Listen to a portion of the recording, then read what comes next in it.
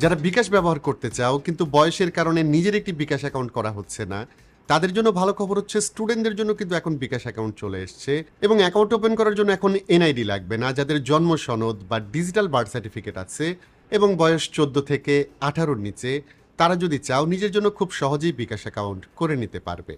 Student অ্যাকাউন্টের জন্য যা যা প্রয়োজন সেগুলো হচ্ছে ডিজিটাল বার্থ সার্টিফিকেট এবং বাবা কিংবা মায়ের সচল বিকাশ অ্যাকাউন্ট। অ্যাকাউন্ট করার প্রসেস ইজি, লাইক নতুন বিকাশ অ্যাকাউন্ট রেজিস্ট্রেশন করার জন্য বিকাশ অ্যাপে লগ ইন বা রেজিস্ট্রেশনে গিয়ে নিজের নাম্বার দিতে হবে, সেটা ভেরিফাই করতে হবে। এরপর পরিচয় যাচাই গেলে সেখানে দুটি অপশন পাওয়া যাবে, একটি হচ্ছে এনআইডি, অন্যটি হচ্ছে জন্ম সনদ বা বার্থ সার্টিফিকেট। এবং অবভিয়াসলি আমরা জন্ম সনদ সিলেক্ট করব।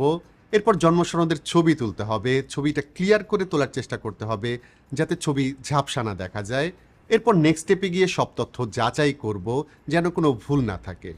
এরপর আরও কিছু তথ্য দেবার পর বাবা কিংবা মায়ের একটি বিকাশ অ্যাকাউন্ট নাম্বার দিতে হবে। বাবা কিংবা মা নমিনি হিসেবে থাকবেন এবং তাদের কাছে একটি ভেরিফিকেশন কোড যাবে, যেটা একটু পরেই প্রয়োজন হবে। এর পরের স্টেপে পর্যাপ্ত আলোতে নিজের একটি ছবি তুলতে হবে এবং খেয়াল রাখতে হবে ছবি যেন ঝাপসা না হয়ে যায়, ফেস যেন একদমই ক্লিয়ার থাকে। এরপরে মোটামুটি কাজ শেষ। তবে একটু আগে বাবা কিংবা মায়ের যে বিকাশ অ্যাকাউন্ট নাম্বারটা আমরা দিয়েছিলাম সেখানে একটি কোড যাবে এবং সেই কোডটা এখানে দিয়ে দিলেই অ্যাকাউন্ট তৈরি হয়ে যাবে এবং বাকি থাকবে শুধু পিন নাম্বার দেয়া। সেখানে 5 ডিজিটের একটি নাম্বার দিলেই অ্যাকাউন্টটি কমপ্লিট হয়ে যাবে। অ্যাকাউন্ট হয়ে গেলে বিকাশ থেকে সেন্ড মানি, রিসিভ মানি, মোবাইল রিচার্জ, পেমেন্ট ও পে বিল করা যাবে।